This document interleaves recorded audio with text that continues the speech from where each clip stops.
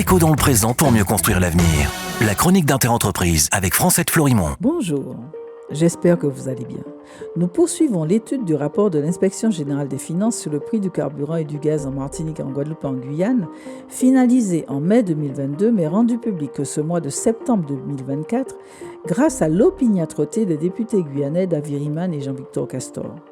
Nous avons vu hier que grâce à l'accord passé avec l'État français depuis 1969, date de la création de la SARA, avec cette plus petite raffinerie du monde, les revenus de l'industriel sont garantis et cet avantage colossal n'est pas renégocié et donc transmis d'actionnaire en actionnaire. Pour être plus clair, quand Total Energy a vendu ses parts à Rubis, la mariée était très belle parce que le dispositif mis en place par l'État français garantit la rémunération de l'actionnaire qu'il tonne ou qu'il grêle sur le marché de l'énergie.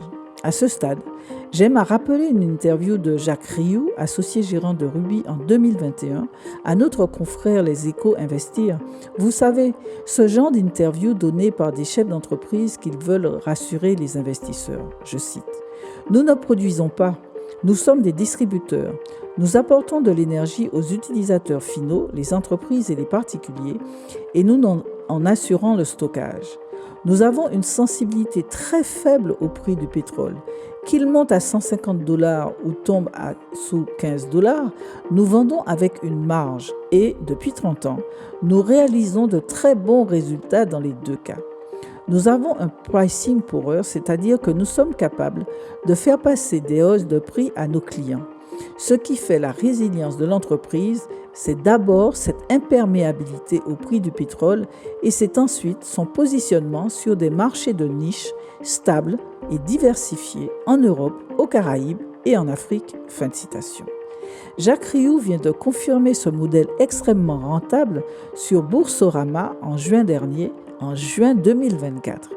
Jackpot à tous les coups donc. En 2023, l'activité dans la Caraïbe de Rubis représente 48% du chiffre d'affaires et 45% du résultat brut d'exploitation. L'activité dans la Caraïbe couvre les Antilles et la Guyane française, les Bermudes, Haïti, la Jamaïque, le Guyana et le Suriname. En 2023, la marge brute de l'activité de Rubis dans la Caraïbe a été de 38%, dixit le rapport d'activité du groupe de 2023, en augmentation de 9% par rapport à 2022. En 2023, la SARA a contribué à hauteur de 38 millions d'euros au résultat de l'activité support et services de Rubis, soit une augmentation de 51% par rapport à 2022. Pour le dire différemment, toujours selon le rapport de l'Inspection générale des finances, par un accord tacite, c'est-à-dire écrit nulle part, le résultat net de la SARA est entièrement distribué en dividendes à ses actionnaires. Oui, vous avez bien entendu. Ça fait rêver, non? On continue demain. Prenez soin de vous.